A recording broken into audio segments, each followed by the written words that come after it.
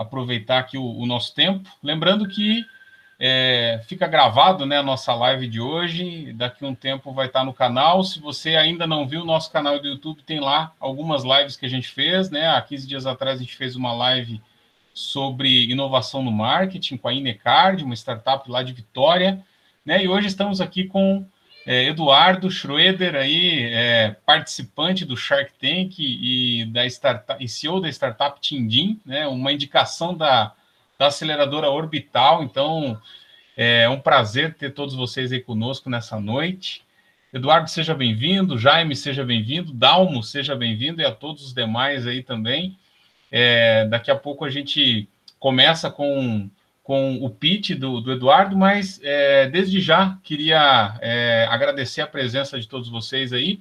E, em primeiro lugar, pedir aí a dar as boas-vindas, né? O objetivo da Regna Ventures é trazer a conexão da startup com alguns investidores, né? Nós estamos aqui entre investidores da Regna, né? Queremos aí saber um pouquinho mais das startups e ainda melhor saber que essas startups estão próximas de nós, né? A Regna Ventures está em Cascavel, né? O Eduardo está em Maringá, então quanto mais próximas de nós, melhor, mas nós não temos restrição, né? Quanto à geolocalização, né? Nós estamos no mundo sem fronteiras hoje, né? Então, inclusive, uma das startups que está sendo acelerada pela Regna está em Minas Gerais, né? Então, a gente tem uma amplitude nacional, e para nós é sempre um prazer, né, fazer esse momento aqui de conexão, em que as startups têm a oportunidade de fazer seu pitch para alguns investidores e, se aceitar, então entrar no nosso processo de aceleração, que em breve eu falarei um pouquinho mais. Para dar as boas-vindas aí, primeiro eu gostaria de chamar o Jaime aí para se apresentar. O Jaime é nosso sócio investidor e sócio aqui do escritório da XP Investimentos aqui de Cascavel. A XP Investimentos tem aí vários escritórios no Brasil, mas a XP de Cascavel é um dos escritórios de destaque, é um dos escritórios modelo, pelo valor sob custódia aí. E, Jaime, queria que você se apresentasse e falasse um pouquinho aí sobre o seu trabalho, principalmente no que diz respeito à educação financeira, que é o tema da nossa live de hoje. Boa noite, pessoal. Já conversei com o Eduardo aqui, o Carlos, vou pedir a compreensão de vocês, eu acabei de passar por um processo cirúrgico, saí ontem do hospital, tá? Eu vou estar aqui participando com a gente, não queria perder esse momento, né? E eu estou em Curitiba, na casa do meu irmão, né? Mas eu trabalho com educação financeira, eu venho do sistema financeiro, trabalhei quase 10 anos no Banco do Brasil e há quase 3 anos atrás recebi a proposta de me associar ao escritório da XP aqui de Cascavel, e na época resolvi abrir mão da carreira pública para empreender, né? Já tinha tido empresas, né? Pizzaria, restaurante e farmácia, tive casos de sucesso e casos de fracasso também, né? Então, acho que todo empreendedor precisa pelo menos quebrar uma vez, né? Pelo menos para poder ter sucesso, né? O meu caso foi parecido com esse. E estamos agora na Center, eu trabalho já com educação financeira cristã, né? Eu faço parte, sou treinador do Ministério Nacional aí, e dentro dessa área de investimentos, né, a gente crê que a educação infantil é muito importante, né? Como eu falei para o Eduardo, eu tenho 2 filhos pequenos, um de 13 e um de 9, e a gente vive dentro de casa essa questão, dá mesada, não dá, né? Como fazer para não subornar o teu filho para ele fazer determinadas coisas, né? Ou seja, como incentivar ele a fazer as coisas de livre e espontânea vontade, né? Então, eu achei muito interessante a proposta aí do Tindim.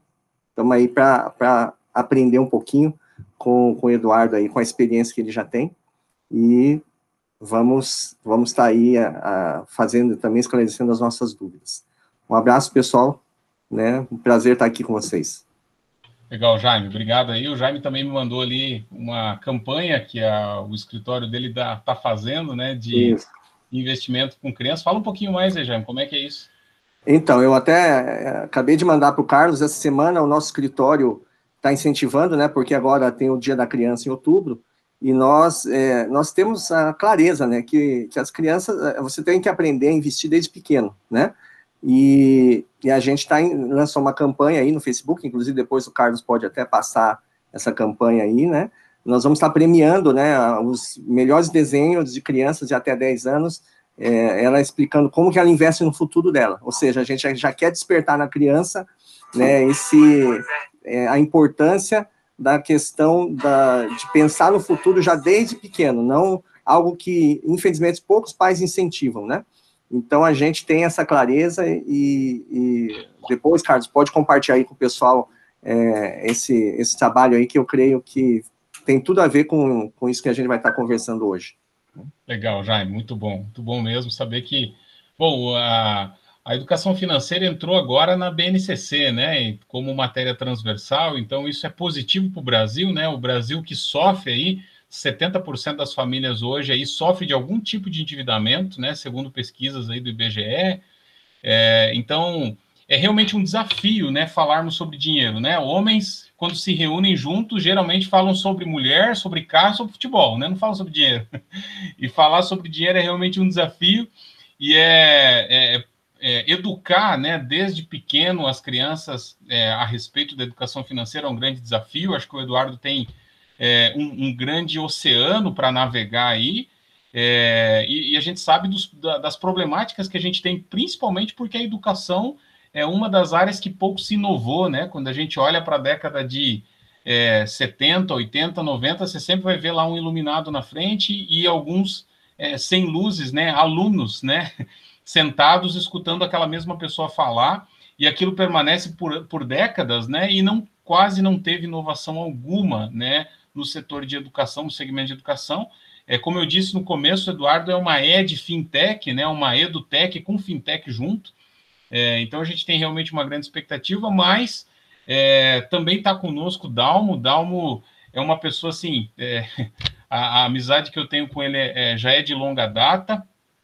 O Dalmo é uma pessoa assim que eu me lembrei dele até para participar hoje da live conosco, porque há um tempo atrás a filha dele colocou uma experiência que ela tinha tido sobre educação financeira. Ela colocou por que as pessoas se endividam, né? E colocou todo um relato que ela tinha vivido, né? Um case pessoal dela.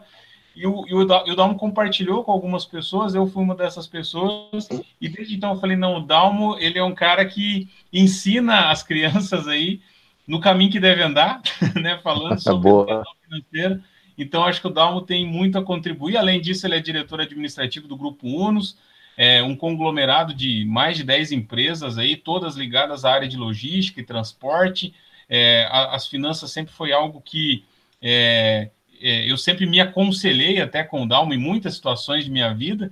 Então, acho que o Dalmo tem bastante experiência para poder contribuir aí hoje com a nossa live. Mas, Dalmo, se apresenta, fala um pouquinho mais de você aí. Boa noite a todos aí mais uma vez, e reiterar meus agradecimentos ao convite do Carlos. O Carlos acaba me tirando o direito de tentar ser mais modesto possível, porque a nossa amizade acaba transcendendo aí algumas questões na prática, né? Mas é assim mesmo, né? Quem tem amigos tem o maior valor agregado na sua vida, né? Quem tem dinheiro talvez não tenha tanta coisa, mas quem tem amigos tem um valor imensurável para construir uma carreira sólida de sucesso, né? E a gente só faz isso com amigos, a gente não consegue fazer isso sozinho. Bom, meu nome é Dalmo Ferrari, eu sou administrador de empresas, formado em comércio exterior, diretor do Grupo Uno, diretor administrativo, um dos sócios menores lá do grupo, com a segunda maior responsabilidade hoje, né, nessa cadeira administrativa. E as experiências financeiras que nós temos, elas são baseadas mais nos enfados, né? Eu pegar o gancho do Jaime aí, mais nos nossos fracassos do que propriamente nas experiências da formação. Eu não consigo acreditar, e me desculpem, né, a todos aí que têm os seus filhos no ensino convencional, mas eu não acredito no nosso sistema. Realmente, o que eu acredito é o oposto, inclusive, é um sistema educacional falido que forma pessoas para serem escravas do dinheiro, pessoas reféns do dinheiro, tá? E que vendem a sua hora para bater cartão ponto. eu não lembro de uma, e desde o meu tempo, estou com quase 44 anos, eu não lembro de uma escola por onde eu tenha passado que me ensinou a ser empreendedor. Essa veia empreendedora, ela vem muito mais pela perseverança e insistência contrária aos princípios que recebi, mais na ideia de querer me reafirmar, de provar alguma coisa para o outro.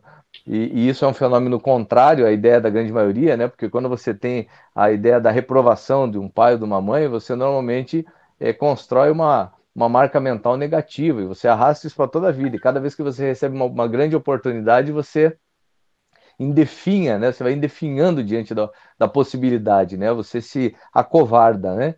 Isso é quase que o ciclo natural da vida de qualquer ser humano, da grande maioria. Mas a minha foi o contrário. Eu, na ideia de sempre me reafirmar, eu batalhava e isso faz com que você seja muito insistente, diferente de ser persistente, né? O insistente é chato e eu, pela falta de experiência, era insistente, querendo provar alguma coisa para os outros, mas isso também me fez um empreendedor, né? Muito bacana a colocação do Jaime, porque só acerta quem tenta, né? Só acerta quem tenta e só corrige quem erra. Então, assim, eu não conheço, eu não lembro, não consigo lembrar de um empreendedor que tenha começado e alcançado sucesso sem nunca ter errado, sem nunca ter alcançado enfado. Inclusive, nós temos investidores de grande sucesso entre nós aqui da Regna, né, sócios investidores aqui, que tem histórico de falência de mais de 5, mais de 6 falências no seu currículo, né? E hoje são empresários de muito sucesso nos estados, inclusive, com reconhecimento estadual. E isso é muito bacana, né? Por isso que eu reforço a minha fala, né? A minha grande experiência, vamos dizer assim, ou a minha maior experiência financeira, claro, além de conteúdos literários que a gente vive se reciclando, né? Eu tenho pelo menos umas 4 ou 5 indicações literárias que eu recomendo para pessoas aí que já têm maturidade, né? E pelo menos as 52 primeiras páginas do livro Pai Rico, Pai Pobre para as crianças e adolescentes está valendo. Depois da 53ª já não recomendo, porque vai entrar numa fala muito técnica. Mas a minha experiência financeira se dá basicamente nos meus enfados, né? E claro, eu tento passar para minha filha de uma forma um pouco mais simples, e embora ela tenha nascido num momento diferente da vida, ela possa gozar de coisas que eu não pude gozar na minha infância, ou viver na minha infância, ela vive um momento diferente, eu tento transmitir valores, os mesmos valores que eu recebi, em um contexto diferente, de família, de situação financeira, que ela vive hoje de forma diferente, eu tento replicar pelo menos os mesmos valores para que ela não perca a essência, né? E é interessante o quanto a gente pode aprender ensinando, né? As nossas crianças e fortalecê-las, né? Torná-las mais ousadas, corajosas, né? Coisa que a escola convencional não faz isso, tá? E me perdoem já de primeiro momento a crítica exaustivas na questão do ensino convencional, mas ela é um fato para nós, como é para o Carlos Schuz e talvez para outros aqui, ela é um fato mesmo. Nós temos um expert em investimentos que é o Jaime, e ele pode dizer com muita propriedade que a escola convencional não ensina aquilo que ele sabe com muita propriedade, ele teve que aprender com as lutas, com as pedras do caminho, né?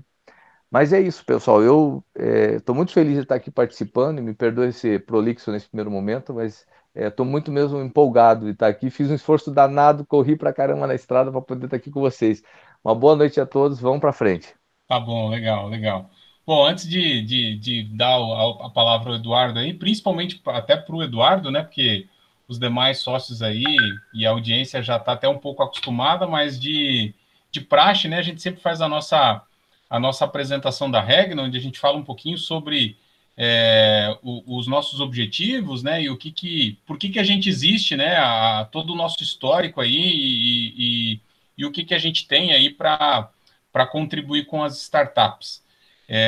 Eu só preciso que vocês compartilhem, abram o microfone e só confirmem para mim se vocês estão conseguindo ver minha tela aí, por gentileza.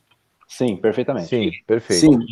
Ok, legal. Bom, a Regna Ventures, então, é uma aceleradora que surgiu com o objetivo de conectar um pouco mais de investidores, né? A gente sabe que tem muitos investidores de startups, mas esses investidores às vezes estão desconectados, né? Eles não sabem como investir em startups, não sabem por onde começar, não sabem como selecionar essas startups, né? Então, a gente surgiu com esse propósito de um lado, também conectar esses investidores, inspirar negócios. A própria existência da Regna acaba inspirando novos negócios, porque muitas ideias morrem no papel, não saem, né, do papel, porque falta esse fomento, falta esse incentivo ao empreendedorismo e inovação, e a Regna surgiu para isso. E principalmente desenvolver pessoas. Nós acreditamos que mais importante não é a ideia da pessoa, mas a pessoa que está por trás da ideia.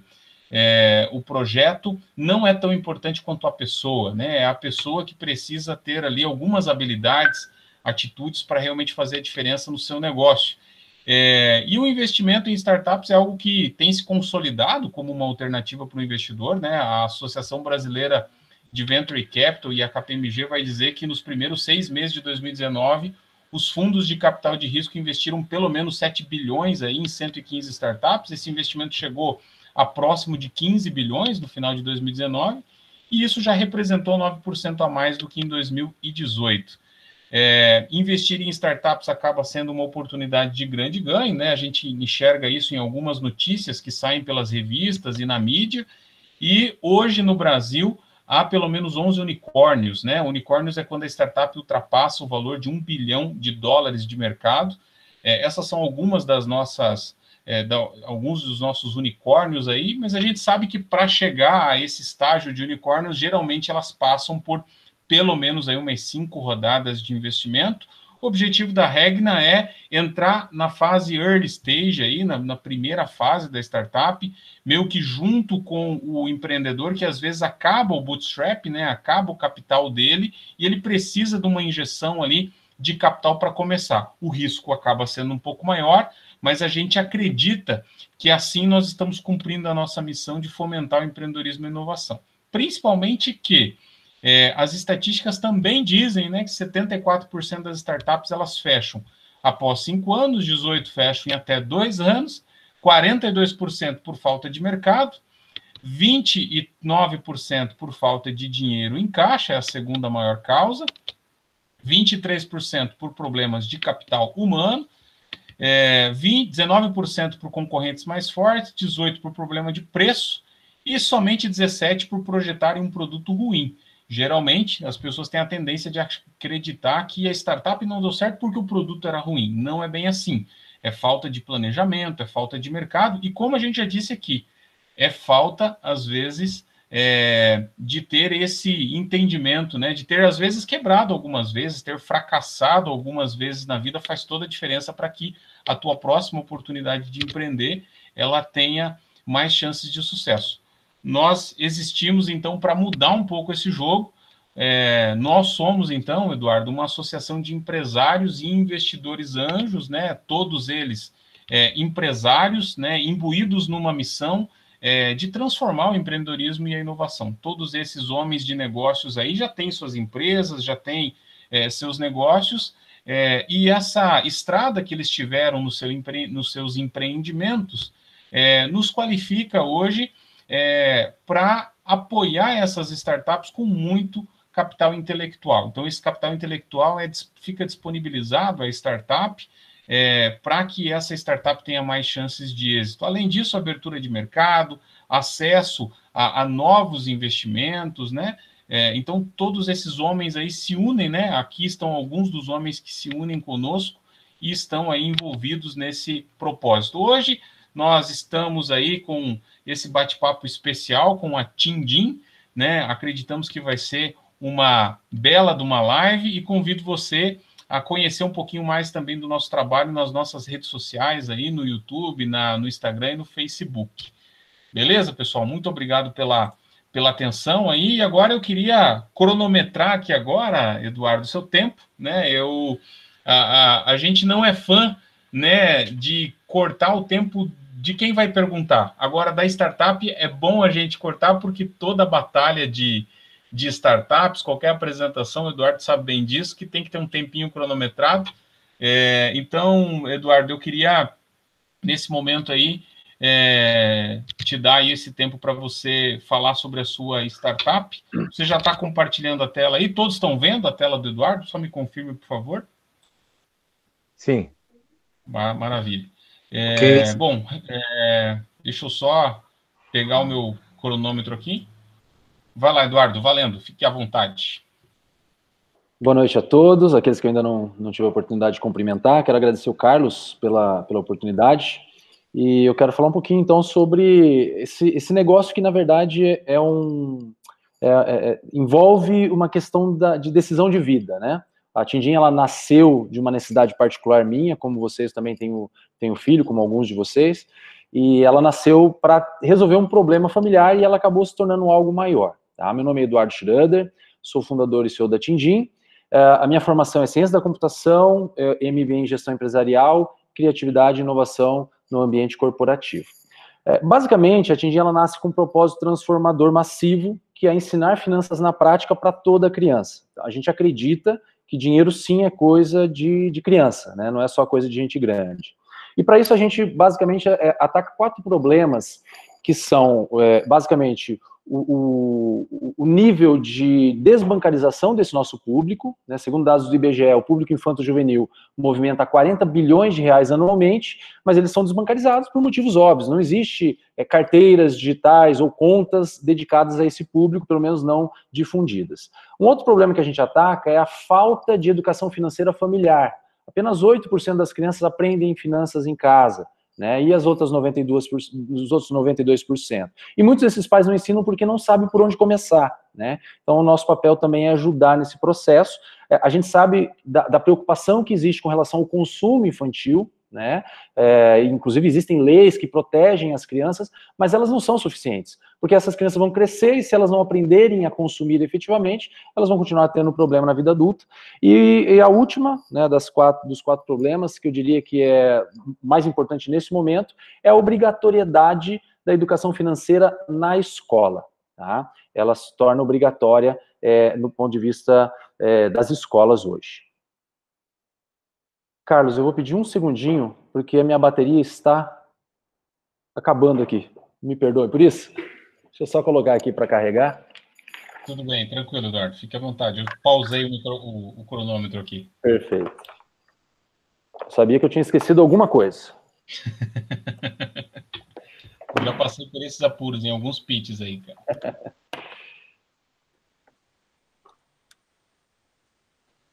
Pronto, não tem mais risco de eu sair no meio da conversa. Okay, pois bem, as 3 verticais que a gente ataca, basicamente, são a educação financeira, a gente trabalha com marketplace, ou seja, dá para a criança a possibilidade dela tomar decisões de consumo, e também o modelo em que a gente consegue oferecer para a criança o cashless, né, o dinheiro eletrônico, para que ela já vá se acostumando com um novo cenário, cenário futuro, onde não haverá mais o dinheiro físico. No mundo, são 2 bilhões de jovens entre 0 e 14 anos, destes 1,3 têm acesso à internet, e a gente acredita que nos próximos 5 anos a gente consiga alcançar 65 milhões desses jovens. A gente vai pegando o cenário internacional, por exemplo, nos Estados Unidos, existe um hábito da mesada. E, para vocês terem uma ideia, anualmente, 41 bilhões de dólares são doados em forma de mesada, 86% dessas mesadas são relacionadas a alguma atividade, alguma tarefa, e 1 em cada 2 adultos dão mesada.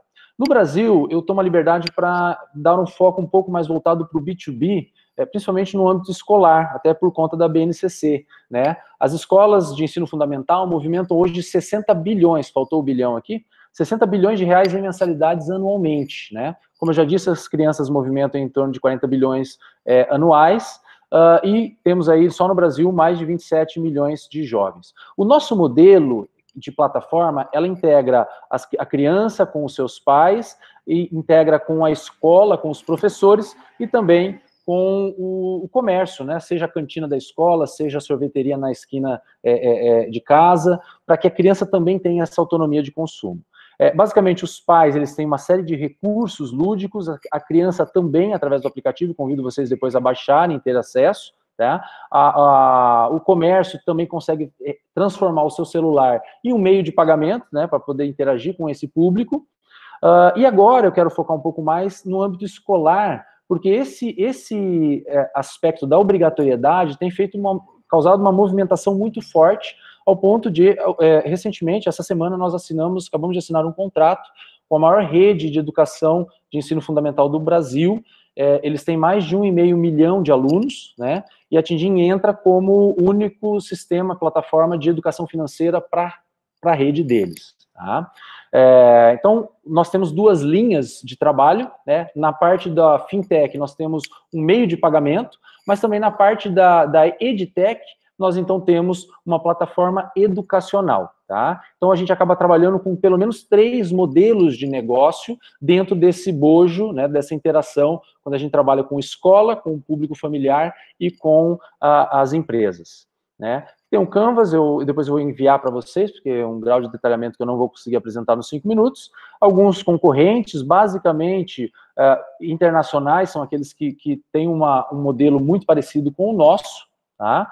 E as nossas principais vantagens competitivas, eu até destacaria aqui a gamificação, né? Hoje uma carteira digital não é algo tão difícil de encontrar, mas a gamificação ela é um grande diferencial no nosso modelo, tá? E aqui eu vou encerrando, deixando aqui um pouquinho da nossa história. Ok, acabou seu tempo, Eduardo. Eu acredito que nossa banca aí vai fazer alguns questionamentos a respeito, tá, Eduardo? Parabéns pela apresentação. Acho que parabéns pelo desafio também, né? De fato, o grande diferencial que a gente consegue perceber no teu produto é a gamificação, que acaba envolvendo um pouco mais, né, os jovens aí, as crianças. Acho que esse é o grande desafio. A gente até fez uma live sobre gamificação na semana passada. Antes de passar para eles aí, Eduardo, eu queria entender um pouquinho mais como é que está o teu time hoje. Vocês são em quantas pessoas? E essa grande rede que você fechou o contrato, eu acredito que seja Somos, né? Mas se você puder falar um pouquinho dos founders, né? Isso aí, dos founders da equipe, e atingindo agora a Somos, né? Se for a Somos, eu queria que você me confirmasse. Qual que é o próximo passo, né? O que você tem aí de desafio para os próximos passos? Tá. Vou começar de trás para frente, tá? Eu não posso confirmar ainda, porque esse anúncio vai ter que ser feito por eles, tá? Entendi. Como eles são abertos, listados, né, na bolsa e tal, eles têm todo um procedimento, né? Tá certo. Mas é o maior grupo educacional do Brasil, tá? Então, se der uma pesquisada aí, não vai ser difícil identificar. Com relação à equipe, né, eu sou fundador, tenho meu sócio, que é o Fábio Rogério, ele é o meu CTO, né? Hoje ele, inclusive, parou de dar aula na pós-graduação na área de tecnologia para focar na Tindim, né? Então, uma pessoa aí com uma bagagem de 15 anos de experiência no mercado. Eu tenho meus 16, 17 anos também trabalhando com inovação, né? A gente também tem os nossos parceiros e sócios investidores, né, que participam do negócio, não integralmente, né? O Daniel Pagano, por exemplo, ele participou já de grandes multinacionais. Temos parceiro internacional na Inglaterra, onde a gente pretende, a partir do próximo ano, já começar a desenhar uma entrada e uma experimentação fora do país, né? Um mercado muito mais maduro, né? Por exemplo, a Inglaterra, né? No que diz respeito a esse tipo de solução, esse tipo de produto. Tá? E nós temos a nossa equipe de desenvolvimento. Hoje a gente conta com 3 desenvolvedores, tá?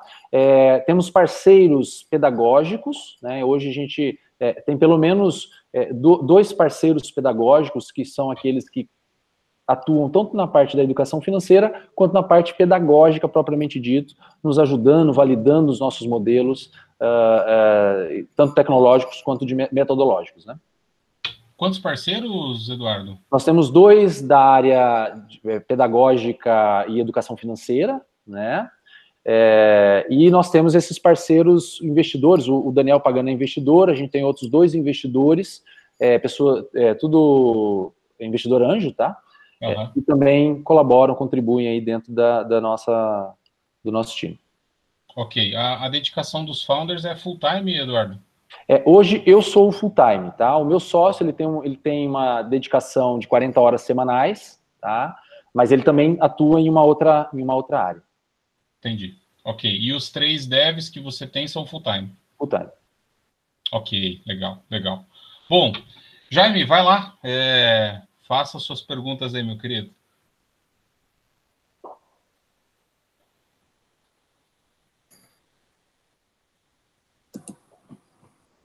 Eduardo, qual seria basicamente assim o diferencial, né? Eu não conheci, não pude baixar hoje o aplicativo, né? Vocês pretendem trabalhar fechados, que nem vocês fecharam com o grupo agora, certo? Vocês vão fazer, a ideia de vocês é investir em parcerias com empresas, trabalhar abrindo o sistema com assinatura. Qual que é a ideia básica do aplicativo de vocês? Como que vocês pretendem trabalhar para monetizar? Legal. Como eu comentei, a gente tem mais de um modelo de negócio, tá? A gente começou em 2018 com o modelo B2C, tá? Então, na época, tinha acabado de entrar a obrigatoriedade na BNCC, prevista para 2020. Então, na época, ainda não era obrigatório nas escolas. Como já foi comentado por alguém aí, as escolas elas são bem resistentes quando os temas não são obrigatórios, né? Então, a gente entendeu que era o momento da gente conhecer o nosso mercado entrando no lar das famílias. Então, a gente começou com o modelo B2C. No modelo B2C, em princípio, e isso foi algumas validações que a gente foi fazendo ao longo do caminho, a gente começou acreditando muito no transacional, ou seja, que a nossa rentabilidade viria, nossos ganhos viriam da participação na transação da criança, do pai para transferir a mesada para a criança, e a gente descobriu rapidamente que, basicamente, o que levava o responsável, o pai, a entrar na nossa plataforma era o aspecto educacional, e o transacional era interessante, muita gente queria, mas ele era um adicional, né? Então, quem procurava Tindim não estava procurando meramente uma carteira digital, estava procurando um lugar onde a criança pudesse aprender e, de preferência, de forma prática. Então, nesse meio do processo, a gente acabou criando o modelo freemium, né? Onde o pai contrata um plano para ter alguns recursos adicionais. Hoje, confesso que a gente deixou bem poucos recursos para o premium, principalmente por conta da pandemia, então 95% dos recursos estão livres, né? Porque a gente tá focando mais no crescimento e número de usuários, entendendo cada vez mais sobre esses usuários, e recentemente retomamos a cobrança do plano premium, né, para testar e tudo mais, mas basicamente é o premium, o nosso modelo de monetização com o B2C. No modelo B2B escolar, a proposta ela já é um pouco diferente, porque a gente está entrando dentro da sala de aula, dentro da escola, no ponto de vista educacional. Então, a gente tem um modelo de negócio firmado com a escola, onde a escola ela paga uma anuidade, né, para um número X de licenças para os seus alunos. Não sei se respondi todas as perguntas. Ótimo, não, é realmente isso. Mas e a ideia de vocês é vocês trabalharem desenvolvendo esse game, né, específico, separando, tipo, aquilo que é B2C de um jeito e B2B de outro, ou como que vocês trabalham isso hoje? Legal. A gente trabalha com uma suíte de soluções, tá? Por exemplo, com o grupo educacional, ele vai usar toda a plataforma, inclusive o aplicativo de mesada e tudo isso integrado, com a outra parte, que é a parte gamificada mesmo. Por que eu digo gamificada mesmo?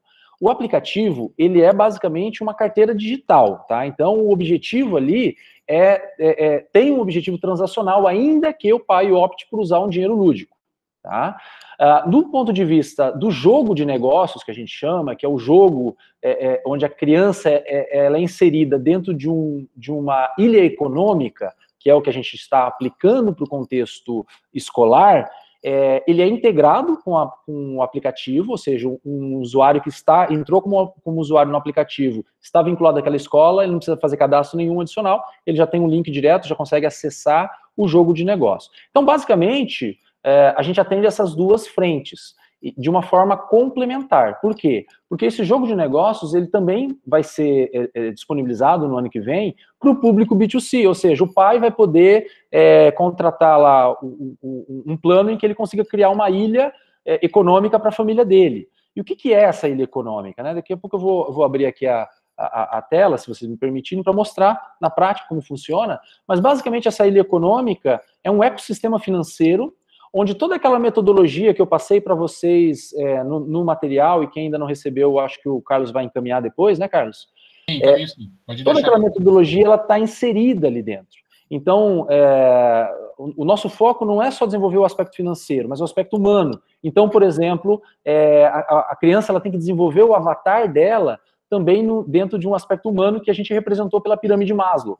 Né? A criança não precisa saber o que é pirâmide Maslow, o que não é, ela só precisa saber que para ela subir os níveis, ela precisa suprir algumas necessidades do seu avatar, não é simplesmente acumular dinheiro. Né? Então, toda essa brincadeira, esse jogo, e por ser multiplayer, ele permite essa interação entre os alunos, né, entre a família, dentro desse ambiente gamificado.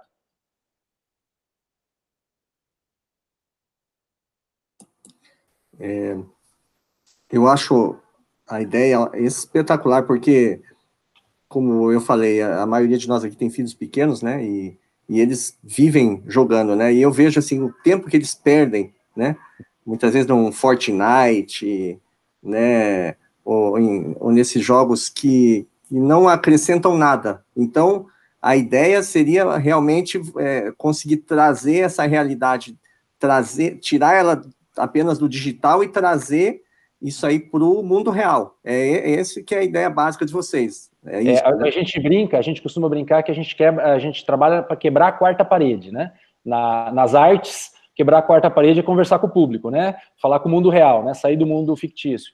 E a gente trabalha a gamificação dessa maneira, né? Levando o jogador, entre aspas, né? A quebrar essa quarta parede, interagindo com aspectos do mundo real, do tipo, o pai ele consegue colocar atividades do mundo real que a criança vai interagir dentro do mundo virtual, entendeu? A criança vai ter um dinheirinho virtual que ela vai poder usar para adquirir itens reais, né? Que a gente criou um ecossistema em que o pai ele pode se tornar um fornecedor dentro do e-commerce da criança, né? Então, a gente tem muitos pais que fazem isso. Eu não quero colocar dinheiro de verdade, eu quero usar um dinheiro lúdico para meu filho aprender. Perfeito. Só que você vai ser o fornecedor, então você vai cadastrar ali alguns itens de consumo, de necessidade, alguma coisa que a criança queira, e essa criança, então, ela vai se organizar para alcançar aquele objetivo que o próprio pai cadastrou e vai ter a experiência dela tomar a decisão, dela clicar, dela comprar, dela ver, subtrair aquele valor da carteira dela, né? Então, é essa experiência que a gente busca trazer para o âmbito familiar, mas principalmente para o público infantil. Obrigado por enquanto, Eduardo. Legal. Dalmo, por favor, fica à vontade aí. Vamos lá. Eduardo, primeiro, parabéns aí. Cara, eu não conhecia esse trabalho, nenhum desses teus concorrentes. Eu estou impressionado. O Carlos me mandou material e eu comecei a fazer uma leitura dinâmica, porque eu estava na estrada. Eu dei uma olhada e fiquei impressionado com o teu material, sensacional. Pelo menos institucionalmente, eu tô fascinado com esse negócio aqui, cara. Legal. Eu não sei o que vai dar desse pitch aqui, mas a gente vai conversar. Eu achei muito top mesmo. Bom, Eduardo, olha só, com certeza você sabe disso, nós vivemos aí os últimos 2 anos com os maiores indicadores de inadimplência e endividamento das famílias brasileiras, né? Sobretudo por aquele governo de esquerda que liberou financiamentos à torta e direita aí. E aí, enquanto o Jaime falava, eu estava até dando uma olhada aqui, uma pesquisa também assustadora da Infomoney, né? Ainda mesmo em pleno século XXI, ano de 2020, a preferência dos investimentos familiares, embora a grande maioria ainda se encontra no estado de endividamento, de inadimplência, ainda continua sendo a poupança, com mais de 60%, para ser mais exato, 63%, como preferência de investimento. Isso depõe uma falta total de de conhecimento, né, da população brasileira acerca do resultado dos investimentos. Você tem uma poupança nesse ano que não chegou a 5%. E no pior cenário, nós temos o Tesouro Direto aí que está dando entre 2,7, eu não sei, o Jaime talvez saiba melhor que eu, mas enfim, deve estar dando aí a 2,7, a 3,5, alguma coisa assim. Então, no pior cenário, na ausência de... É isso, Jaime? Poupança 1,4 ao ano. 1,4 ao ano, gente. Olha a situação. Então, assim, ainda isso eu sei porque eu cresci ouvindo a ideia da poupança como o melhor negócio do mundo, né? Depois você cresce, você aprende, se relaciona, você quebra e você vai vendo que vai ter tanta coisa boa para você investir e multiplicar, né? Eu estava vendo aqui, se eu tivesse colocado lá 10 mil reais na Magazine Luiza há 3 anos atrás, eu estaria com quase R$ 1 milhão de resultado, né? Porque eles apostaram no e-commerce de uma forma muito agressiva. Mas eu estou falando isso porque eu entendo que tem uma célebre frase que fala o seguinte: a palavra convence e o exemplo arrasta. Ainda que eu tenha essa ferramenta tão espetacular sua, e que ela tem um foco infanto-juvenil, vamos dizer assim, ele trabalha também o aspecto familiar, porque eu vi que você comentou aqui do ecossistema financeiro. Esse ecossistema teu, ele contempla toda a família. Por exemplo, eu adquiri o teu produto, e eu não sou um cara hábil nos investimentos. E certamente, se for fazer, eu vou consultar o meu amigo Jaime aí, porque ele vai me orientar. Ou vou para um gerente do meu banco, alguma coisa assim. Mas eu não tenho essa habilidade, eu não domino isso. Mas eu quero passar para minha filha. E eu já vi que o teu negócio, ele atende parcialmente essa expectativa, ou seja, ele dá um norte. Mas esse ecossistema, ele envolve pai e mãe nesse processo? Legal. Uma coisa que os estudos demonstram é que uma criança impactada por educação financeira, 90% das crianças impactadas por educação financeira levam a educação financeira para casa. A criança, ela é chata quando o pai está comprando negócio sem pesquisar. A criança, ela interfere, ela realmente, quando ela sabe de algo, ela vê algo sendo feito errado, ela interage. Com relação a conteúdo para o público adulto, isso é um plano futuro, tá? Hoje o nosso foco é conteúdo para o pai entender como levar a educação financeira para a criança. Agora, realmente, desenvolver a educação financeira adulta hoje não é o nosso foco, e eu vou explicar o porquê. Porque já existem hoje plataformas que fazem isso, inclusive, muito bem. Tá? Então, se você pega aí plataformas que você linka com o banco e você com o seu cartão de crédito, e ele consegue classificar o que você gastou no quê, como foi esse gasto, aquela coisa toda, e a gente não quer entrar nessa concorrência, porque a gente sabe que ela já é uma concorrência grande. Então, a gente focou num mercado mais específico, que é um mercado que está desatendido, né? Se não absolutamente, mas praticamente desatendido, né? Pouca gente está focando nele, e é uma dor latente, né? Então, mas assim, a gente tem o objetivo de também levar conteúdos para o público adulto, e inevitavelmente, né? A gente acaba tendo acesso a esse público adulto, né? Então, para cada uma criança que eu tenho na plataforma, eu tenho um e-mail adulto, né? Então, via e mexe, tem pai, mãe. Então, a gente tem esse contexto de que tem acesso a esse público também.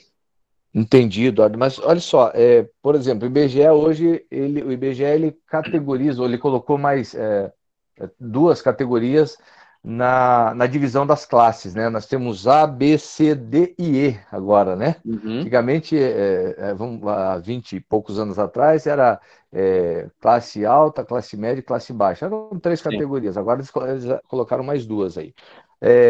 O teu produto, então, ele vai basicamente atender as 2 primeiras categorias, porque a categoria D e E são pessoas mais simples, que talvez, até hoje todo mundo tem celular, o pessoal anda de a pé, mas tem um smartphone, tem um iOS, alguma coisa assim, às vezes até tão melhor do que quem pode ter, né? A pessoa abdica de outras necessidades para ter um aparelho de telefone melhor.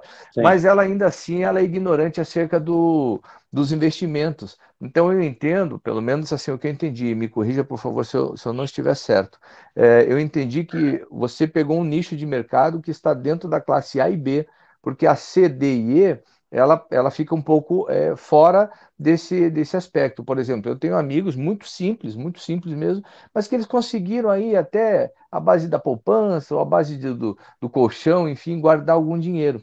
Mas eles têm a consciência de que existe outros investimentos, mas eles não sabem nem o caminho para seguir isso, e não sabem como orientar os seus filhos. Agora, é claro, eu sou amigo deles, eu conheci vocês, e eu vou, com certeza, eu vou fazer uma indicação para que eles possam aí, colocar o Tindim a serviço dos seus filhos, né? Sim. Isso já é fato. Mas aquele que não tem acesso, que não participou desse trabalho sensacional dessa noite aqui, ele não sabe da existência da Tindim. Como é que você pensa em alcançar esse pai, essa mãe, que ele não tem uma experiência de investimento e ele talvez não vai querer mudar, tem uma síndrome de Gabriela instalada na mente dele, mas ele quer para o seu filho. Ou seja, Sim. pelo exemplo, ele não vai conseguir. Você pensa em alguma coisa a respeito disso? Então, na verdade, assim, inevitavelmente... Talvez a minha pergunta é meio retórica até, mas ela tem um propósito aí. Tá, não, tranquilo. Inevitavelmente, o nosso público que é mais impactado por educação financeira é o público A, B e eu diria até uma boa parte do C, tá? Entendi. Inclusive, isso é um fenômeno que a gente vê claramente com o crescimento, inclusive, e o Jaime da XP não vai deixar eu mentir, o crescimento da quantidade de investidor, pessoa física, em bolsa de valores e tudo mais, e não é só gente classe A e B, não. Tem muita gente das classes mais baixas. O nosso modelo de negócio B2C é um modelo freemium. Então, assim, tranquilamente, eu consigo ser utilizado por um cliente, né, nível D, ED, DE, enfim, que simplesmente vai baixar esse aplicativo e vai utilizá-lo.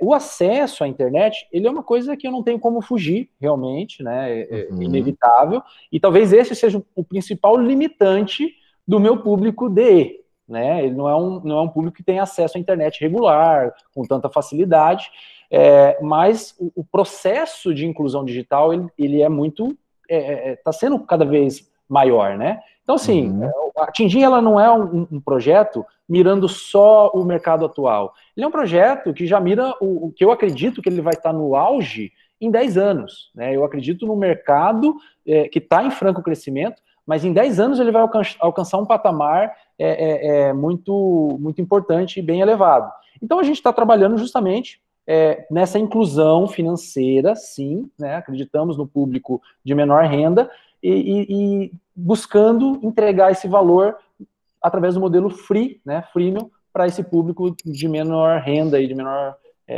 condição social. Entendi. Tá bom, obrigado, Eduardo. Disponha. Eduardo, deixa eu te fazer mais uma pergunta. Qual que é a idade recomendável aí para começar, né, que as crianças podem começar a usar os jogos e tudo mais? Você falou que o modelo é freemium, é aquele modelo padrão, 30 dias teste, depois eu preciso comprar. Qual que é o valor médio, né, para o público B2C? Queria que você falasse um pouquinho mais sobre isso. E o terceiro é uma preocupação que eu tenho como pai educador, né?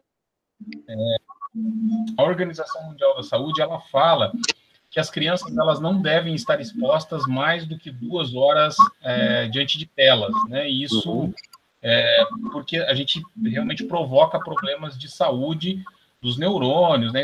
Isso acaba afetando diretamente as crianças. Por ser um jogo, o jogo tem, né, os objetivos de engajar, os objetivos de motivar as crianças a alcançarem seus objetivos. Isso pode, talvez, com os pais, né, se tornar meio que sem limite. Como é que você enxerga essa questão das 2 horas de uso diária, né? Ao mesmo tempo que quanto mais as pessoas utilizarem a sua plataforma, melhor, né? Como é que você enxerga isso? E daí as outras coisas que eu falei ali, né? Ticket médio, né? O valor médio para pagar, e o freemium, como que funciona? Eu vou começar de trás para frente de novo, tá? Muito bem colocada essa questão de saúde pública, né? Da exposição à tela e tudo mais. E foi preocupado com isso, porque a gente acredita muito no equilíbrio. Tá? Tudo que a gente defende, a gente defende equilíbrio. Né? Então, nada ao extremo de, eu tenho que poupar a qualquer custo, e nada ao extremo de eu tenho que gastar a qualquer custo, entendeu? Então, a gente acredita muito no equilíbrio, então, o certo é equilibrar. Inclusive, tá aparecendo na minha tela aí para vocês? Tá sim, eu tô conseguindo ver seu jogo aí. Legal. Essa sua pergunta sobre o tempo foi a primeira preocupação que a gente teve quando a gente decidiu criar efetivamente um jogo, tá? Porque se você olhar o aplicativo, ele não é um jogo, ele é uma plataforma financeira gamificada. Agora, o que eu estou mostrando aqui, ele é efetivamente um jogo, tá? Que tem todas as dinâmicas de jogos. E se você observar aqui, eu tenho um timer aqui em cima, tá? Aqui tudo imagem estática para poder apresentar aqui para vocês, tá? Mas eu tenho um timer.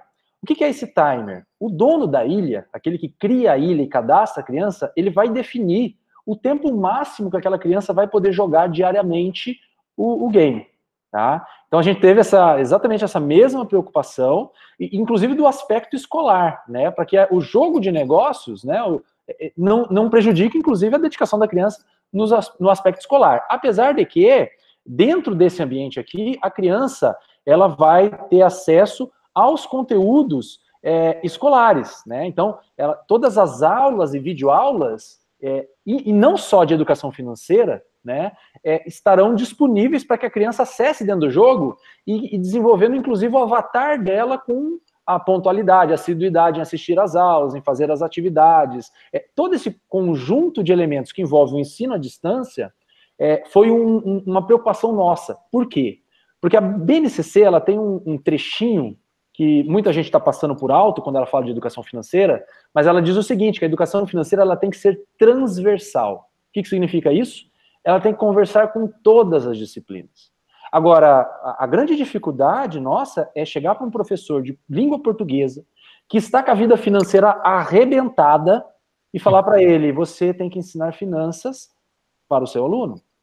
Como que ele vai fazer isso? Então, o que a gente fez? A gente criou uma estrutura onde o professor, ele basicamente tem um AVA, um ambiente virtual de aprendizagem, para colocar os seus conteúdos e como pano de fundo, a gamificação da educação financeira, ela acontece.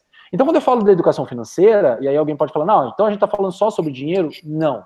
Porque a educação financeira, ela não é uma ciência exata, ela é uma ciência humana, tá? Educação financeira está mais relacionada a comportamento do que a finanças propriamente dito. E quando a gente fala disso, a gente está falando sobre eu tenho que saber lidar com recursos limitados, e recursos limitados não é só dinheiro, é tudo, meio ambiente, tudo é limitado. Então, todo esse conjunto de informações a gente trabalha aqui dentro do jogo. Daqui a pouco eu vou explicar um pouco mais, mas eu vou responder as outras perguntas suas, senão eu esqueço delas, tá? O ticket médio hoje é de R$ 7,90 por família, pro pai, tá? Então ele paga lá um valor de R$ 7,90, pode cadastrar quantos dependentes quiser, usar a plataforma, ok? Do âmbito escolar, esse valor ele supera anuidade, desculpa, ainda no B2C, a anuidade a gente trabalha com valor de R$ 66,50, então o pai ele pode pagar um valor mensal, desculpa, ou uma anuidade, na anuidade ele tem um desconto ali de 20%, né? Do aspecto escolar, a gente trabalha hoje com preço final, tá?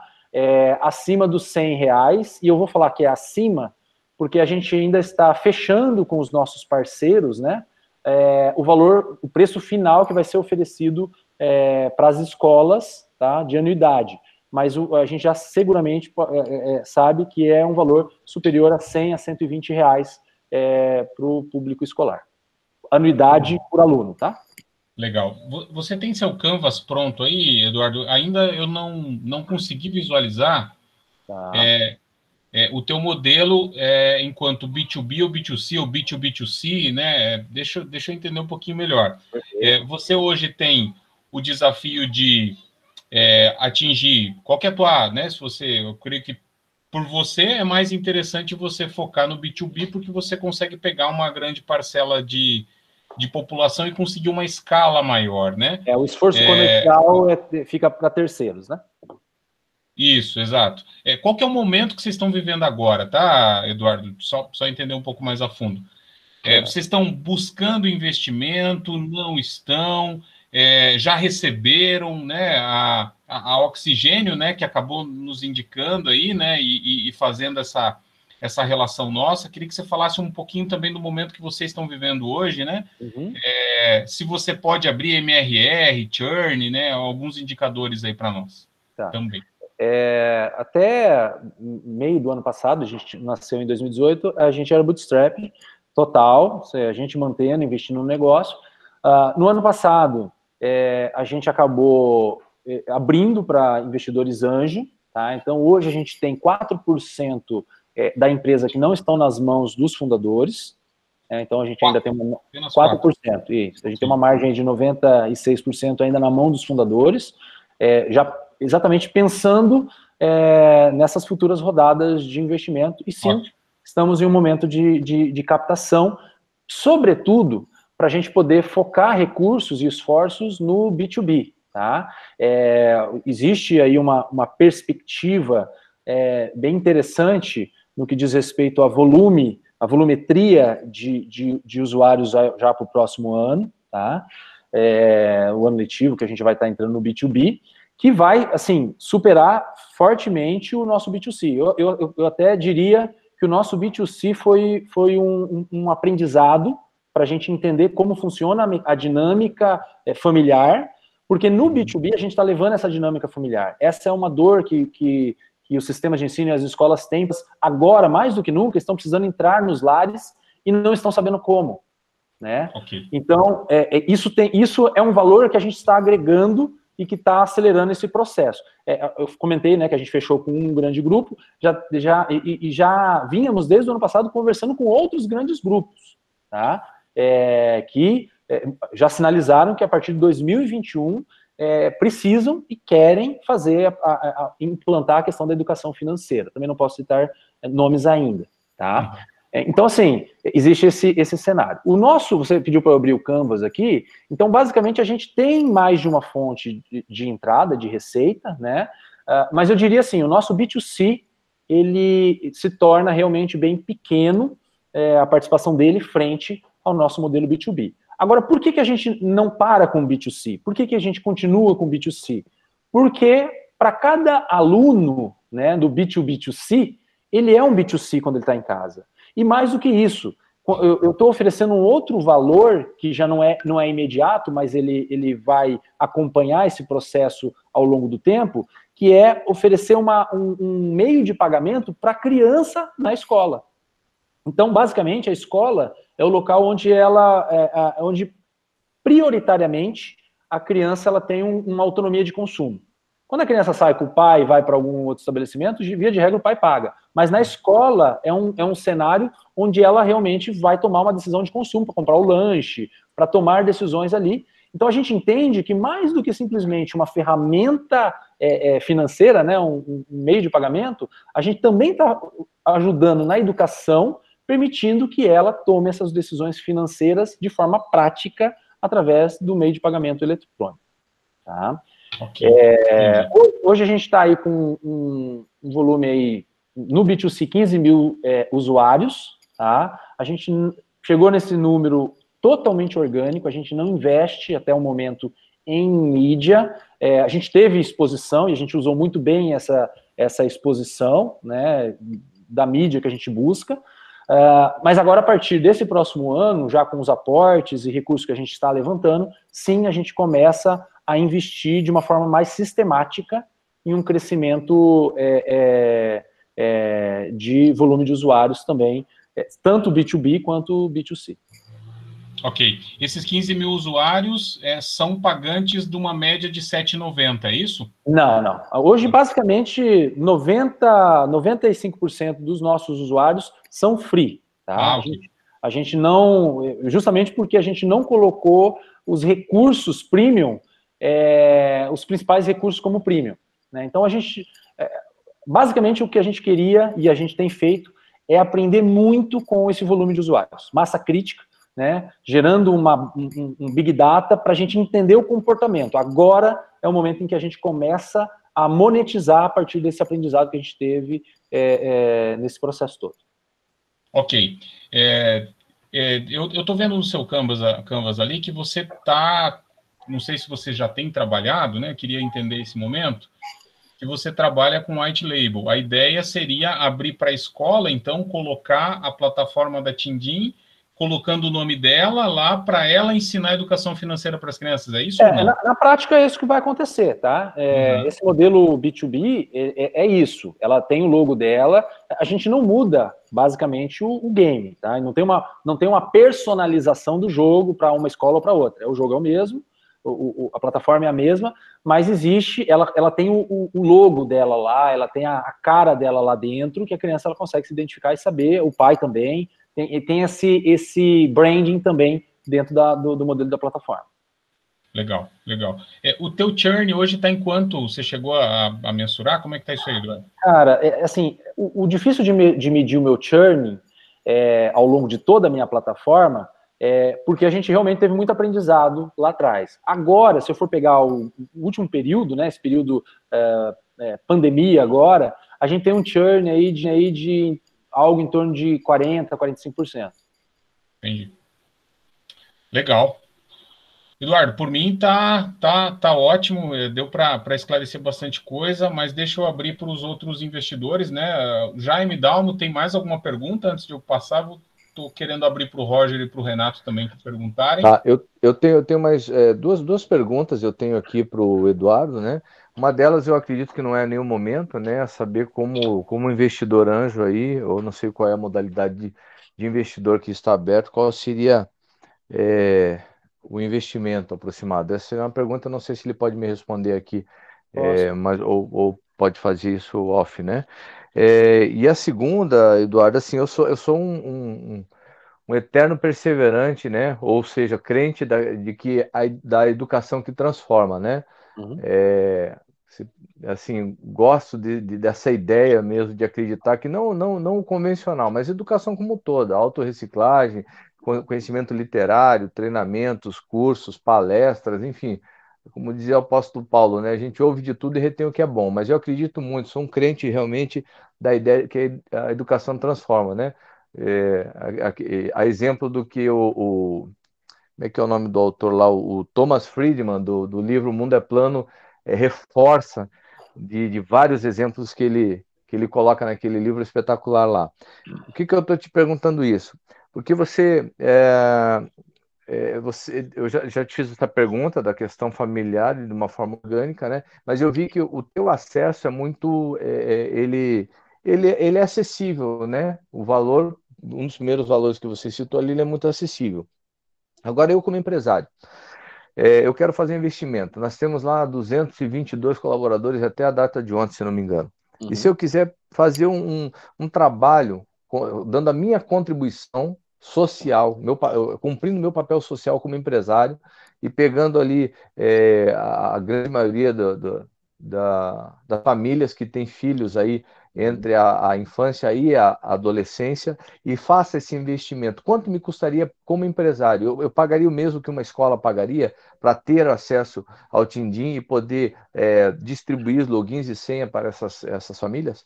Depende. Se você vai fornecer a suíte completa, você basicamente pagaria algo parecido Sim. com a escola. Se você vai trabalhar, por exemplo, com o plano do aplicativo, aí você vai basicamente trabalhar o valor de um plano familiar, né? Agora, sim, esse é um modelo que a gente ainda não desenvolveu, né? A gente, inclusive, participa de grupos que focam em projetos de cunho social. A gente participa do grupo da Artemisia, não sei quantos conhecem, inclusive estivemos palestrando em Curitiba no passado, no pitch deles que eles fizeram junto com o Facebook. A gente então trabalha, inclusive a gente está participando do Rocket esse ano, no Rocket da RPC, na categoria sociedade, né? Porque assim, existe um valor agregado de social, né, que a Tindim ela traz. E sim, faz todo sentido ter sim uma participação, por exemplo, de uma empresa que queira, por exemplo, e eu acho que faria até mais sentido, patrocinar a Tindim numa escola pública, né? Patrocinar a Tindim em uma escola pública que vai justamente atingir esse público classes D e E, né? Então existe esse cenário, sim, né? Que a gente pode construir. Hoje, eu confesso que a gente não trabalha nessa linha ainda. Perfeito. Essa pergunta, ela vai de encontro, inclusive, não só a necessidade, a minha necessidade como um desejo de contribuição social aos meus colaboradores, mas outros empresários, inclusive. Por exemplo, nós temos em comum, Carlos Chus sabe disso, o Jaime também conhece, e o Roger também, um grande empresário que é o proprietário da Forte Leve. Ele faz um trabalho mega espetacular no sertão. Tá? Um projeto sensacional. E eu sei que uma grande dificuldade, porque eu já entrei em contato com eles, inclusive, para também fazer a minha contribuição, e é um objeto de desejo meu nos próximos anos estar investindo, não só financeiramente, mas como um colaborador dessa equipe do projeto Água Viva. E aí o que acontece? Eles estão resolvendo lá um problema, gerando emprego e tal, beleza. Estão começando a resolver um problema socioeconômico naquela região. Porém, as famílias, então, se nós, envoltos em todos aqueles dados estatísticos enormes que apontam que o brasileiro, em geral, não sabe fazer investimento e tampouco fazer aplicação ou guardar dinheiro, imagine quem está no Nordeste, que até tão pouco tempo não tinha nem o que comer. Então, eu penso, quando eu estou olhando aqui, enquanto você está falando, eu estou olhando o teu material, estou surfando na onda e viajando. Né? Eu falei, pensa uma empresa como a Forte Leve, que é o tendão de Aquiles da Tigre, abraça a tua ferramenta para levar para essas pessoas. Cara, pensa na natureza do negócio, né? O interessante é você comentar isso, porque a gente tem sido procurado por RHs de empresas, né? Caraca. Para usar, focado no público, nos funcionários deles, né? Eles têm uma estatística muito clara que um funcionário, e não só o aspecto social, mas também o interesse econômico, obviamente, né? Porque o interesse social tem que ser sustentável, né? Senão ele não anda, não para em pé. Mas assim, existem estudos que comprovam que um profissional endividado, ele rende 15 a 20% menos do que um profissional em situação econômica estável, saudável, né? Então tem toda essa preocupação. A gente já foi procurado, inclusive, por empresas, por financeiras que trabalham fazendo financiamento direto com RH das empresas, né, para os funcionários, né, para levar a educação financeira para dentro das empresas, para que esses empréstimos não sejam um ciclo vicioso, né? Sejam para atender alguma necessidade específica, para um sonho, para alguma coisa, mas que realmente não prejudique a vida financeira dos funcionários. Então, isso que você falou faz bastante sentido, existe sim essa preocupação. E eu abro um parênteses, tá? O mercado de treinamento corporativo é um mercado de 30 bilhões. Tá? Então, é outro mercado bastante grande, que a gente hoje não focou por uma questão de braço, tá? Vou ser bem sincero, então a gente teve que escolher um foco, mas que é uma possibilidade no médio prazo aí bem interessante. Sensacional. E a primeira pergunta, na verdade, não sei se você pode me responder aqui, ou se seria uma conversa mais tete-a-tete, mas eu queria saber qual que seria esse investimento. Tá, beleza. Eu vou abrir aqui Você conhece a plataforma Gust? Não conheço. A plataforma Gust é uma plataforma internacional, né, onde as startups são cadastradas para prospectar investidores, aquela coisa toda. A gente fez e eles têm um sistema próprio de avaliação das startups, né? Eu acho que é bem interessante, depois se vocês tiverem oportunidade. Então, assim, eles consideram uma série de fatores, um questionário bem longo, detalhado e tal. Eles levam todos esses fatores para chegar num valuation da empresa, considerando os valuations de outras startups que passaram pela plataforma, né, e naquele momento da vida delas, né. Então, assim, a gente fez uma avaliação recente, quando eu falo recente, final do ano passado, em que a gente foi avaliado em 3,5 milhões de dólares, tá. Confesso que o dólar estava menor antes, né, agora deu uma esticada. Então, assim, se a gente fosse converter hoje em reais, isso seria lá 17 milhões de reais. A gente sabe que no cenário, para conseguir um investimento aqui dentro do Brasil, a gente não vai conseguir trabalhar com esse valuation. Então, assim, eu estou trazendo ele para mostrar como que lá fora está sendo enxergado esse mercado e esse tipo de negócio. E por que isso? Porque a Tindim, ela não atende um mercado local, ela atende um mercado global. O problema da educação financeira, ele é global, tá? Então, a gente não nasceu pensando só no nosso quintal, tá? Então, a gente já nasce pensando lá fora. É óbvio que no momento em early stage eu não vou gastar energia lá fora ainda, né? Mas isso vai acontecer. Dito isto, considerando esse valuation, o nosso modelo, inclusive, de entrada e saída do negócio é simples, só nas rodadas de investimento, tá? Então, a gente não tem distribuição de lucros, como é esperado em qualquer startup que vai reinvestir em crescimento, né? Isso nem para os fundadores, tá? Não tem aqui. Mas a gente hoje está buscando um valuation de 7 milhões. A primeira rodada que a gente teve, no final do ano passado, a gente pegou um valuation de 5 milhões, tá? Que esses 4 investidores que entraram, e agora, esses 3 investidores que entraram. Agora a gente está aí buscando um valuation de 7 milhões, com uma perspectiva rápida de retorno desse valuation, principalmente agora que a gente fechou o contrato com um grande grupo educacional, né?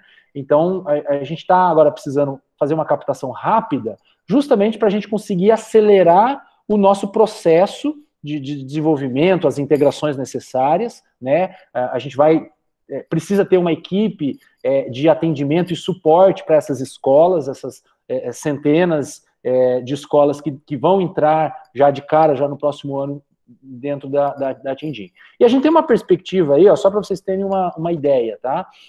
Uma estimativa de que nesse próximo ano, trabalhando aí com uma margem aí de 2, 3% do mercado desse grande player, né? A gente tem aí um faturamento de R$1 milhão no ano. A gente está sendo bem conservador em pensar em 2, 3%, por conta da obrigatoriedade, tá?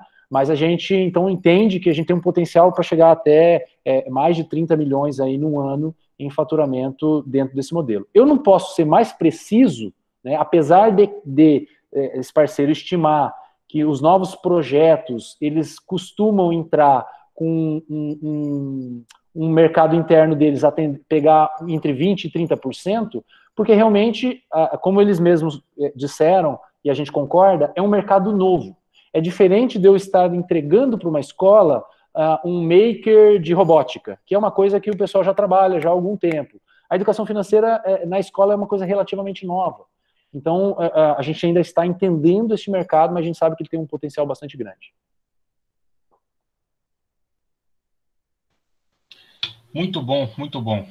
Dalmo, está satisfeito com as respostas aí? Mais alguma coisa? Muito, muito claro, muito claro. O Eduardo domina, né? Ele domina o que fala, né? Claro, não poderia ser diferente, mas é bacana. Ele tem, certamente, até as nossas perguntas são até rasas diante do grande conhecimento que ele tem. Muito obrigado, Eduardo, muito bom mesmo. Eu que agradeço. Jaime, alguma pergunta final ainda? Eduardo, eu até estou vendo você falar, a XP ontem ela lançou ela adquiriu, né, um aplicativo chamado Flipper, não sei se vocês viram essa negociação da XP. Não vi. Ela adquiriu a Flipper e ela lançou ontem para todos os clientes, né, que ele é uma carteira digital, né, e através desse aplicativo você consegue monitorar todos os seus investimentos em qualquer instituição financeira, e ele trabalha com essa questão de educação financeira. Eu vendo, assim, o teu sistema, o teu aplicativo, eu já penso lá na frente, eu penso, puxa, isso aqui, é claro, que é uma coisa, assim, a gente pensar, assim, de levar isso aqui para... Porque a XP, ela tem essa referência no mercado de ser a empresa que começou a educação financeira no Brasil, né? Ensinando o brasileiro a investir melhor através da figura do assessor, né, e a gente tem feito um trabalho aí que, como o Dalmo mesmo falou, só para vocês terem uma ideia, o número de investidores em bolsa, nessa crise, ele aumentou em 1 milhão de investidores, né, sendo que na crise de 2008, praticamente caiu a metade, né? Então, essa crise... estatística que eu falei já estava defasada. Hoje, se não me engano, aí a gente está chegando a quase 3 milhões de investidores em bolsa, que é muito pouco, se a gente analisar o tamanho do Brasil, né? Mas a gente vê o potencial de crescimento que tem, e tudo isso em virtude, né, da educação financeira, porque aquilo que o Dalmo falou é fundamental, né? A educação liberta, e a educação financeira, ela proporciona, né, ao país, ao povo, um maior desenvolvimento, enfim, é algo espetacular, né? Então, eu já estou aqui vendo você falar, imaginando, assim, amanhã depois uma parceria com a XP, alguma coisa maior, assim, que realmente, eu creio que tem tudo a ver aí com o nosso propósito de trabalho, né? A gente pode até pensar nisso daí, de, quem sabe, levar essa proposta aí para uma conversa com uma diretoria da XP, tá? Legal. Mas parabéns pelo trabalho de vocês. Vou estar depois baixando o aplicativo, vou estar passando para os meus filhos, vocês estarem utilizando, me dando feedback deles, Bacana. né? Quero conhecer melhor aí o aplicativo de vocês para estar me familiarizando. Uma coisa interessante que você comentou, Jaime, é essa mobilização das instituições financeiras, tá? Ano passado, a gente foi selecionado, eu até coloquei na tela aqui, por um programa do Sistema Sicredi, né, que é o Inovar Juntos, onde eles selecionam startups de várias áreas, né, para resolver problemas específicos. E a gente foi selecionado, na época, para resolver o problema de um meio de pagamento atrativo para o público infanto-juvenil. Então, a gente vê essa movimentação. A gente tem sido procurado por outros grandes grupos financeiros, tá? Eu ainda não posso abrir nomes, mas vamos ter novidades aí pela frente, tá? Inclusive, essa semana próxima agora tem outras rodadas de conversas, que tem esse interesse em realmente trabalhar esse transacional. Agora, com o Pix chegando, existe uma série de oportunidades, né, em que a gente tem hoje recebido, e não sei se vocês perceberam, mas o Banco Inter, ele basicamente está nos ajudando, tá? Por quê? Porque ele fez uma movimentação para criar uma carteira digital. E o efeito natural desse tipo de movimentação de um grande player é que os outros grandes players também se movimentem. E é bem natural que eles procurem quem já está posicionado no mercado, né? E a Tindim, ela tem um posicionamento muito claro, ela tem um posicionamento de destaque, a gente tem sido encontrado por quem realmente está buscando esse tipo de solução e parceria no âmbito da educação financeira prática, efetivamente. Legal, Eduardo, muito bom. Eu sou cliente do Banco Inter há pelo menos aí 4 anos, fui um dos early adopters deles aí, e tenho acompanhado um pouco o movimento do Banco Inter. E falando um pouco da Regna, tá, Eduardo, nós, como eu contei ali um pouquinho na nossa apresentação, nós somos uma aceleradora diferente, né, porque as aceleradoras, elas geralmente, né, a nível Brasil, elas trabalham com equity de 10% a 15% da startup, né, por volta de 200, 300 mil reais investidos. Nós fazemos um movimento um pouco diferente. Nós não trabalhamos com equity de 10%, a gente trabalha com equity de no máximo 3% da startup, para preservar justamente aquilo que você falou, né? Hoje 96%, né, do capital ainda continua dos founders, né? Isso é excelente, né, para você conseguir rodadas de investimento.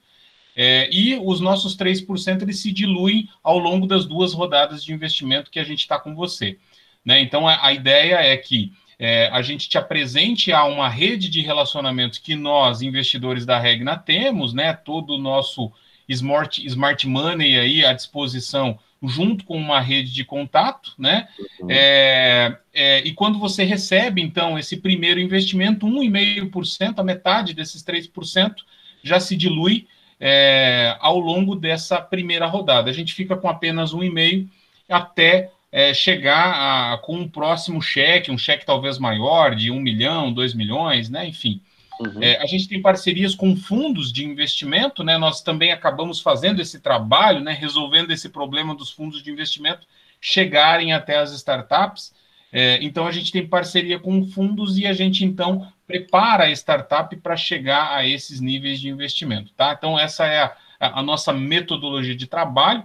Eu penso que a gente pode amadurecer essa conversa, se for interessante para ambas as partes ao longo aí, né, das nossas conversas, mas está acabando o nosso tempo, né, já estamos aí quase 9 horas, mas antes de despedir, queria abrir aí para os nossos outros sócios investidores, Renato, Roger, aí se tem alguma pergunta para fazer, aproveite o tempo aí para também fazer sua pergunta. Roger, vai lá, tem alguma pergunta? Aliás, eu tenho muita, sabe, Carlos? Eduardo, eu sou meio João Apolinário, sabe, cara? Eu metralho. O pessoal bate palma, eu metralho, porque eu ponho dinheiro no negócio. O Carlos sabe que eu tenho as startups, eu ponho dinheiro, eu pergunto mesmo. E assim, talvez não vai ser confortável para você, pode ser desentendimento meu, quero que você me ajude, tá bom? Primeiro, as contas suas não tá batendo, cara, tá? Receita, investimento, eu devo ter feito conta errada aqui, cara, mas eu saí do ar, refiz um monte de conta aqui, essas contas não estão batendo. Depois, se você puder me explicar, me passar um deck para me entender melhor, eu gostaria. Imagino que eu estou errado. Eu conheço você desde a época do Shark, tá? E eu acompanho vocês, tenho visto o trabalho lá. Uma pergunta que eu faço, por favor, cuidado, eu não tenho opção nenhuma de metralhar aqui. Eu quero entender, porque eu sou investidor, eu gosto do seu negócio, achei seu negócio muito interessante, eu tenho uma dica no final para te dar. Eu queria saber... Pode perguntar. É ruim a pergunta, viu? Mas eu sei que você está acostumado. Eu fiz um monte de continha aqui, cara, bati faturamento atual, seu valuation, suas coisas aqui, esse negócio me encaixou, mas isso aí você me explica. Mas você teve grandes chances, por exemplo, no Shark, você está desde 2018, você está colocando, existe grandes coisas aí, e eu acho que você não atingiu o seed ainda nesse meio tempo. Tem algum motivo específico, algum interesse específico? Por exemplo, até os 4% só, eu fiz uma continha aí do valuation de 5 milhões, você teve um aporte de 200 mil, algumas coisinhas assim, né? Então, assim, aconteceu alguma coisa para isso estar desse jeito ou é opção de vocês? Na verdade, a gente estava se planejando, se organizando para o B2B, tá? Então, todo o nosso trabalho foi direcionado para o B2B e a gente percebeu isso muito, e vou ser bem transparente. No primeiro ano e meio ali, no primeiro ano, a gente já tinha percebido que o B2C ia ser um esforço muito grande. O Apolinário, inclusive, comenta isso na nossa discussão. E o mercado B2C é um mercado bem desafiador, tá? E aí, assim, quando você tem uma pivotagem no seu modelo de negócio, você tem um direcionamento de recursos, né, natural, para você poder entregar valor para esse novo público, tá? Então, assim, o que eu diria para você? Não sei quais são as informações financeiras que você teve acesso. Os que você me falou aí. Eu calculei com elas. Estou falando de projeções, né? Não estou falando de execuções. Mas, assim, de fato, a gente estava bootstrapping até muito pouco tempo atrás, tá? A gente realmente não investiu até então em mídia, em marketing, não teve esse movimento. Os nossos recursos, desses 200k que você já calculou aí, que a gente recebeu, a gente usou metade dele, então a gente usou um pouquinho da educação financeira para a gente ser cauteloso e saber onde direcionar esses recursos. Então, assim, se você me perguntar, hoje vocês estão precisando para ontem? Não, eu preciso de recurso hoje para crescer, tá? Então, o recurso que a gente conseguir, o cheque lá que a gente conseguir, a gente vai colocar ele, direcionar ele para a gente atender essa demanda desse contrato grande que a gente tem e que é um contrato que a gente vai facilmente replicar ele para outros players, tá? Então, respondendo a sua pergunta, sim, o que aconteceu foi uma pivotagem do nosso modelo do B2C para o B2B. Eu não quis falar pivotagem não, para não gerar. Então, mas eu tenho duas coisas para te falar. Eu invisto na área de educação, eu tenho um negócio na Flórida, estou indo agora definitivamente, a partir de novembro, estou indo para a Flórida, Atlanta, e mantenho os meus negócios aqui, né? Então, assim, eu estou levando duas startups ligadas à EduTech, e uma que a gente fez investimento recentemente, está em trabalhos, e a sua startup me interessa muito. Então, se você quiser alguma operação nos Estados Unidos, eu estou disposto a conversar com você efetivamente, né? Lembrar não, é conversar mesmo, fazer aporte, investimento para a gente colocar. Seria essa conversa. Por isso que eu fiz esse monte de perguntas aí de metralhar, me desculpa a sinceridade. E a segunda coisa, se não der negócio nenhum, eu queria que você anotasse isso no seu cérebro aí, sabe? Olha, se eu entrasse no seu negócio como investimento, tivesse poder de decidir o que o Dalmo propôs, para mim, é um ouro, cara. É ali que tá, sabe? No meio empresarial. Eu acho que as companhias, cara, eu vi que você teve procura de financeiro, procura de RH e tal, mas, novamente, eu não vi ações de você aproveitando esses movimentos. Então, se eu pudesse dar um conselho para você, se tivesse me pedindo, eu diria, cara, abra o olho ali, que é aí que está a seara. Tá bom? Um grande abraço. Perdoa, crítico, mas eu estou interessado no seu negócio. Perfeito. Tá bom? Um abraço. Obrigado. Eduardo, obrigado pelo teu tempo, tá? Antes de terminar, Renato, alguma pergunta? Acho que não tem mais nada a acrescentar, não. As perguntas dos meus colegas aí foram perfeitas e bem pontuais. Desculpa até, eu tive que me ausentar um pouquinho, perdi o começo da apresentação do Eduardo, mas depois eu peguei o fio da meada aqui e o que o pessoal perguntou, eu me dou como satisfeito. Que bom. Tá bom. Beleza. Eduardo, obrigado pelo teu tempo. Dalmo, Jaime, Roger, né, e Renato aí pelo tempo. A toda a nossa audiência aí vai estar disponível no YouTube aí para você assistir de novo. Eduardo, uma avaliação aí do nosso encontro, se você puder falar aí o que você achou, como é que foi a tua impressão aí como startup se apresentar para nós essa noite? Eu confesso que me surpreendi até pela maturidade dos empresários, né, que fazem parte da Regna. Você tinha me dito que é um grupo novo, né, relativamente novo, e eu fiquei bem feliz. Na época eu até tinha dúvidas com relação se a abrangência, né, da Regna, se era só o pessoal de Cascavel. Até acho que eu comentei alguma coisa aqui no site, comentava se que era de Cascavel, aquela coisa toda, porque eu acabei sendo um pouco mais tardio em procurá-lo. Mas assim, eu gostei muito dos conselhos, né? O famoso, tem o Smart Money, mesmo sem o Money, o Smart aqui foi muito valioso, né? E são coisas que eu acredito muito, e eu sempre busco. Eu tenho a humildade de saber que eu não sei tudo, de saber quando eu errei e cometi erros ao longo desse caminho, tá? A gente escolheu algumas frentes que a gente depois foi descobrir que não era o caminho certo, mas eu acredito muito em errar rápido e acertar rápido, né? Em corrigir rápido, né? Então, espero que a gente consiga pelo menos manter o contato, ainda que não avance a questão financeira. Gostaria muito de manter contato com os senhores. Tá bom, Eduardo. Obrigado, tá? Eu represento aí esse time de investidores aí nossos, né? A Regna surgiu com esse propósito justamente de ajudar startups aí na tua fase, né? Em fases que às vezes precisa de um investimento maior, precisa de network, precisa de abertura de mercado. Então, também faço das minhas aí palavras as palavras do Roger, né? Talvez olhar para algum segmento no B2B, no corporativo, seja interessante. Eu penso que já existe uma porta aberta, até mesmo no Grupo Unos, pela fala do Dalmo aí, né? Claro que precisamos amadurecer tudo isso, mas a Regna surgiu com esse propósito, né, de promover essa conexão entre startups e corporates com empresas um pouco mais maduras, para que a gente consiga, então, alavancar os negócios. O nosso maior interesse é não somente disputar a equity de startup, mas gerar nota fiscal, que é o que importa para todo mundo. Perfeito. Então, obrigado pelo seu tempo, tá, Eduardo? Obrigado a todos aí que nos acompanham. Uma boa noite. Daqui 15 dias, novamente, nós temos mais um encontro aqui na Regna Ventures. Costumo aí sempre divulgar nas nossas redes sociais, então convido vocês aí a nos seguirem. E, mais uma vez, aí, muito obrigado. Vou pedir para que todos aí possam desconectar dos seus Google Meets aí, e para a gente encerrar a live de hoje. Boa noite, um abraço para vocês. Boa noite para vocês. Pessoal. Parabéns a todos aí. Até mais. Boa noite.